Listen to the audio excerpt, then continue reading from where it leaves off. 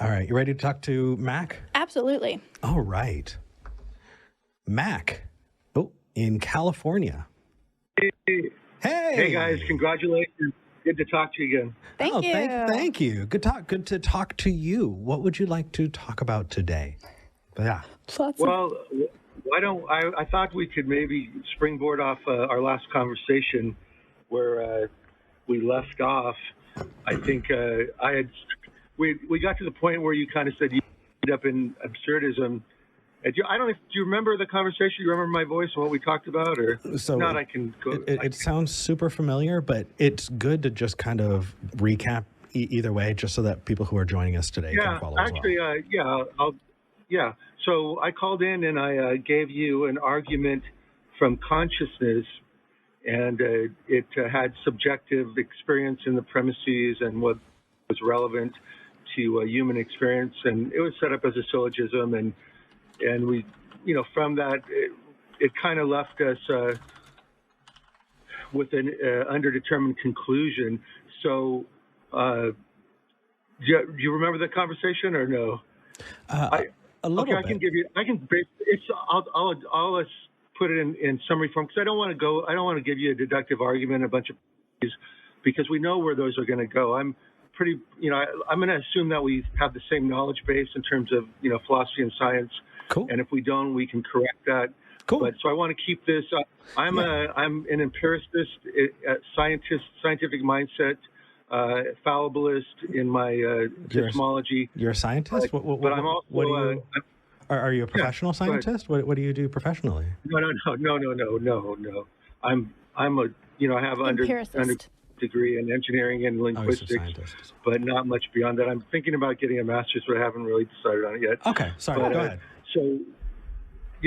So basically, what we came down to is, possibly there, and I think V even said, well, I think maybe she shifted away from it, but at one point she thought it might be possible that there's some like vague nebulous something that was the cause of everything, and et cetera.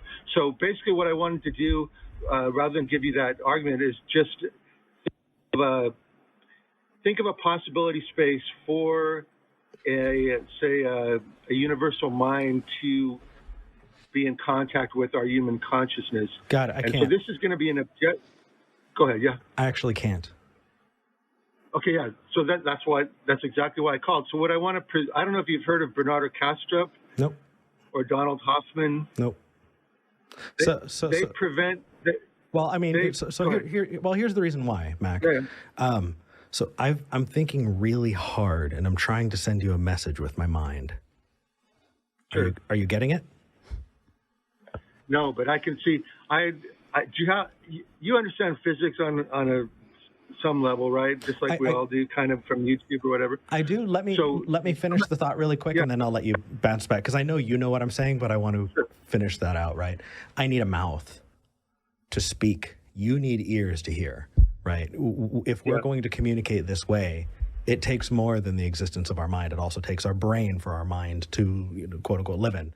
Right? It takes our central nervous system. It takes all of these different things for that communication to happen. Now, there are different ways that we can communicate, and there are different ways that different creatures communicate. But in this instance, we're talking. So if you are saying, can you create this idea that there is some cosmic mind that's interacting or communicating? My first thought is, number one, there can't be a mind without a brain. Just period. So you would now need to be putting me into a place where I'm imagining some brain in space. But then if that brain is not connected to a mouth or a set of eyes or anything to communicate, then it is a very, very, very lonely brain. So each of those steps along the way, though, make it impossible for me to move forward in your scenario. Okay, great. Yeah. Perfect. So this is throw that paradigm out. We're not arguing for like a Boltzmann brain popping into existence at the beginning of time. Cool. That's not what we're talking about. Okay. So what I'm talking about, it's called analytic idealism, and it's also called like objective idealism, because it's taking out that anthropomorphic subjective consciousness that we think of when we think of ourselves as a unity of identity inside of our minds. Okay, so that concept. It's not personal in the sense that you and I are talking. It's not going to be able to. Yeah. Oh no, I just want to clarify. So it sounds like you're throwing out the God concept, or at least the Christian God concept, or any God concept that I might understand. And we're just going with some generic. No. Oh, then I guess we have to keep some of that baggage, right? Yeah. So, okay, let me give it to you. Can I give it to you in philosophical terms, and then we can just kind of like express it in more colloquial language that it'll make more sense. Yes, you'll probably understand what I'm saying. So sure. Yes. Basically, we're trying to. Mac, I want to give you the floor. I just want to clarify, because after doing this enough times, I know that I've given the floor to some people who will take like 10 minutes and just like keep going unless you jump in. So I want to give you the floor, and I just want you to be reasonable with it. Okay. Yeah, no, I'm trying to give you a summary of the abstract of the argument, basically. Okay. So it's not an argument, but it's a thesis. Okay. So think of it in terms of modern analytic philosophy and the ontology of idealism. Basically, it says that phenomenal consciousness is fundamental. It's like an ontic reality, but not in the sense that our brains, are this 400 trillion neural connections quantum computer that's able to make this conversation possible. But think of it more like in terms of Schopenhauer, if you've read him, and his concept of kind of like will, kind of like a basic underlying ontic reality that could exist on a quantum level. Well, yeah, so let's break that down. Yeah. Let's break that down just slightly. Yeah. You're using a lot of terminology that I want to break down so people can follow with us. So what Mac is saying, and Mac, I'm going to try and say this in other words, and you can let me know if I'm correct in saying this. You're pointing towards the mind and saying that it's just a brute fact, it exists, right? And when you're talking about ontological, right, that is the sphere of things that exist. And so our consciousnesses, being conscious, or a conscious eye. Yeah, right. Our minds exist. And so you're moving forward in this idea that a mind is something that exists, and then you're providing evidence for that. The first thing you said, and then I interrupted you, but the first thing that you said is willpower, or will, sorry. And then you also mentioned quantum a couple of times. And just so you know, the word quantum is a red flag every time it pops up, because if you're talking, I know, I got you. If you're talking about quanta, or if you're talking about subatomic particles, discrete bits of energy in light that can be coming in two different forms. But think of it in terms of. But I don't think a mind can be broken down to quanta. No, I got you. But what I'm trying to do here, just for yourself and your audience, and just as a possibility, okay, what I'm presenting is a picture of reality that's compatible with all the scientific models, but yet still gives you avenue towards something. I'm not saying it proves Christianity or anything like that. But what I'm saying is it's the hard problem of consciousness, okay? It's that, why is there this emergent jump that happens, from the physical to the conscious, from the objective to the subjective? It's that gap. So the hard problem is trying to bridge that, and this thesis is one way of doing it. It's Donald Hoffman and Kastrup are the two main promoters of it. But basically, think of it in terms of an analogy that the one that Kastrup uses is we're like think you're in a plane in a storm and it's dark, and you're in this plane. Your body is like the dashboard of that plane as it interacts with the physical reality not on the Newtonian physical level that we see as our empirical evidence, but we're interacting with this underlying substance that could be related to the fundamental quantum monism that could come up through a theory of everything. So I know it's a lot there, and there is quite a bit. Think of it in terms of real physics.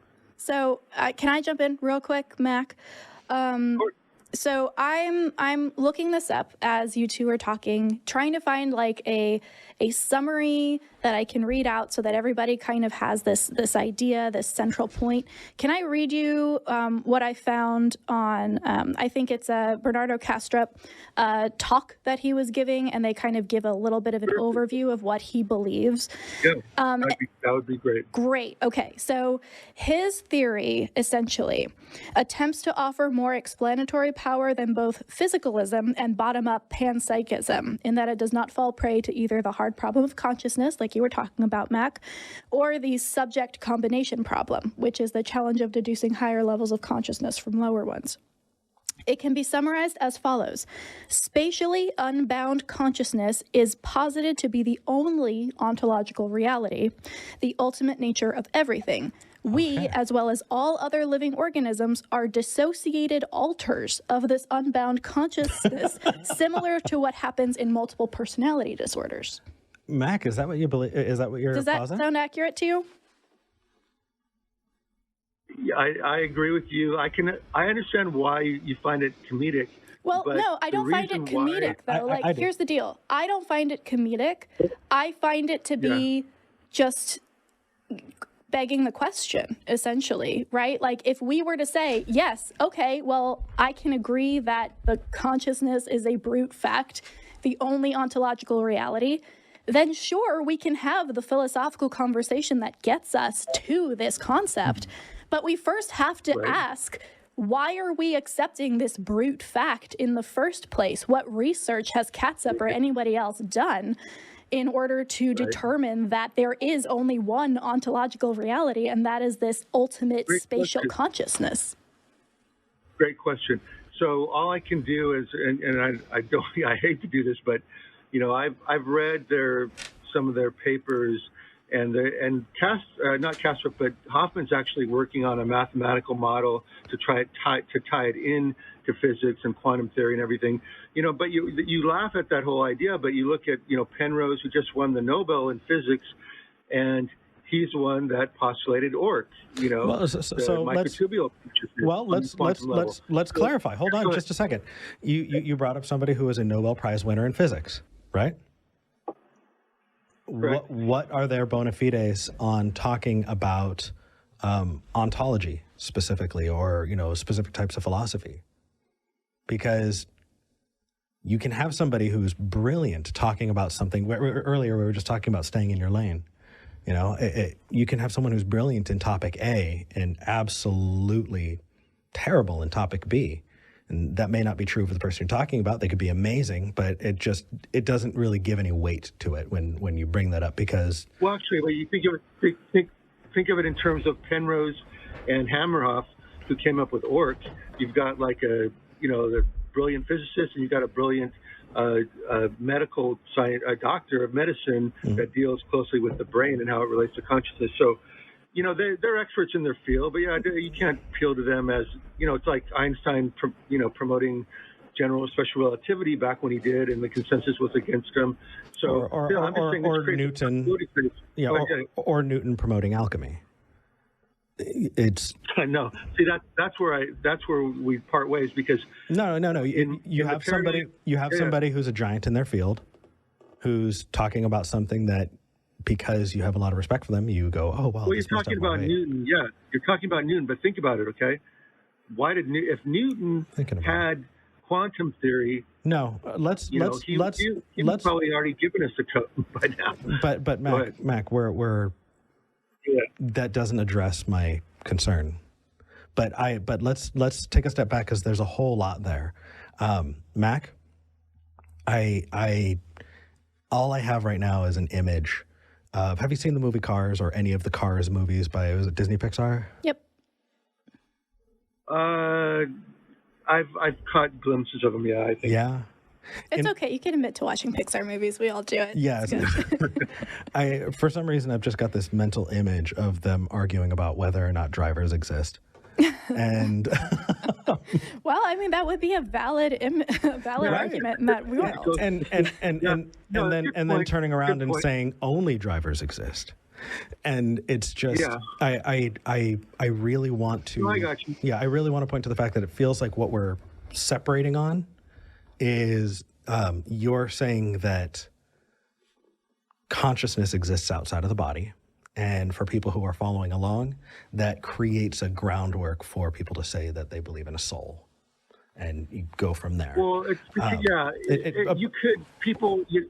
Well, Can I break in real quick? Yeah, I'm just trying to explain it to the viewer. If I'm not representing you well, I do not want to leave you as a straw man. So clarify, please.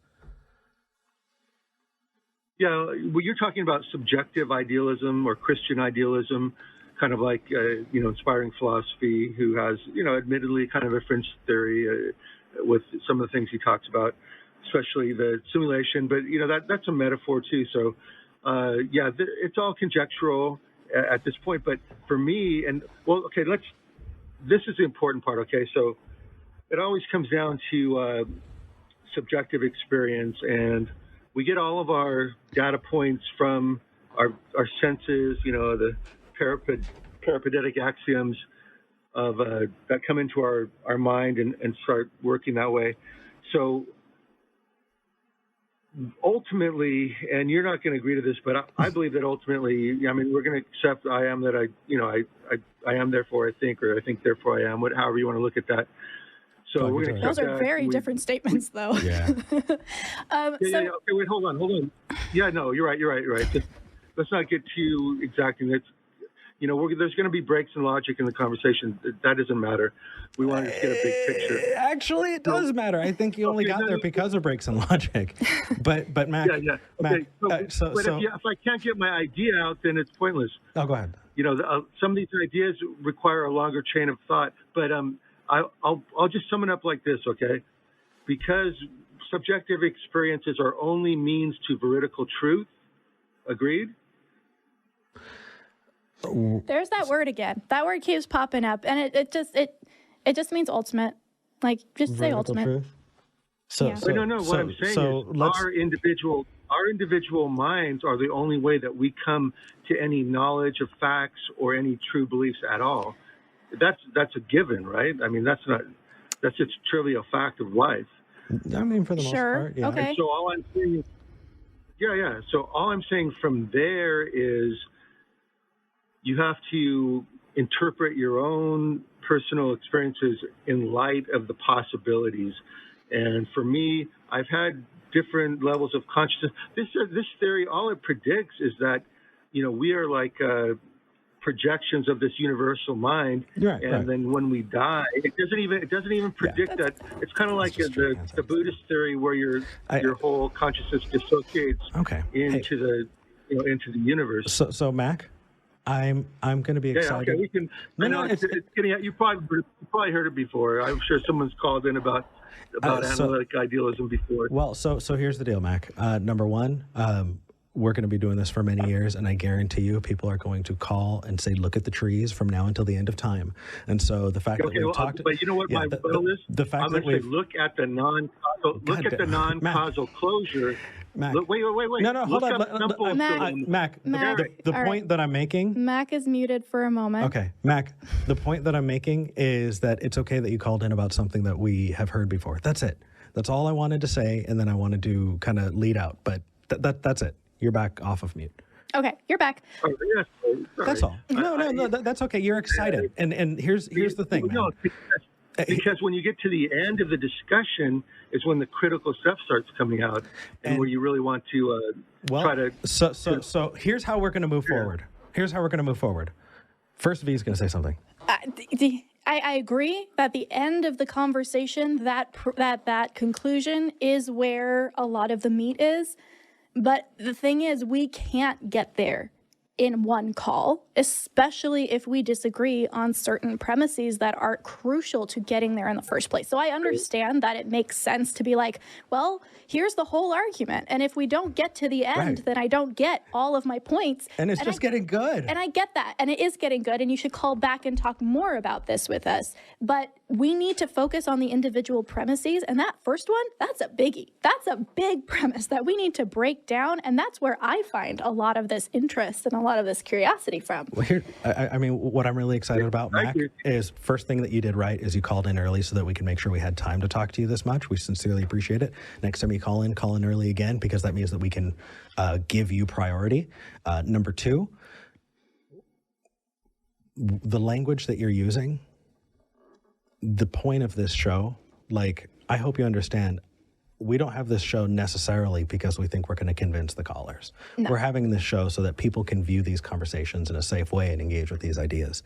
But if we're getting really, really, really deep and we're talking over people's heads, then a lot of the point of why we have the show is lost. So I think it is our goal that to show that we can have these conversations, interesting conversations, and you don't need to have a master's degree in order to understand it. And so when you dive in with a lot of really, really big words, my first response is, let me break that down into ways that other people can follow along. And if we're doing that, the conversation's going to go much slower. And so if we want to get, so if we want to get through to the end, given the nature and the way that this show works, that's what we're going to need to do. We're going to need to be able to break it down a lot lower so that we can have the conversation for everybody to have with us. Sound good? I agree with you, Eric. Cool, so man. My final comment is just, and it was great to talk to you guys again, and congratulations. Thank you, by the way. When you watch the video, it brings a smile to my face when I think about you guys. That's awesome. This one. The final thought is just in terms of naturalism and physicalism and the idea of causal closure. There's a thing called Hempel's dilemma, and it's about how our physical or theories or theories, scientific theories in general, are always undetermined. And that's, science presents them that way. It's called Hempel's dilemma, and that applies to naturalism. That applies to naturalism just as much as it does to any other. Okay, we're gonna have to pick up the next time. We have Mac. This is like birthday time for us. We're looking at a bunch of really amazing calls in the queue, and I want to make sure that we have time for them. Go for it. Thank you for calling in, brother. We appreciate it. Thank you. Have a great day, guys. All right.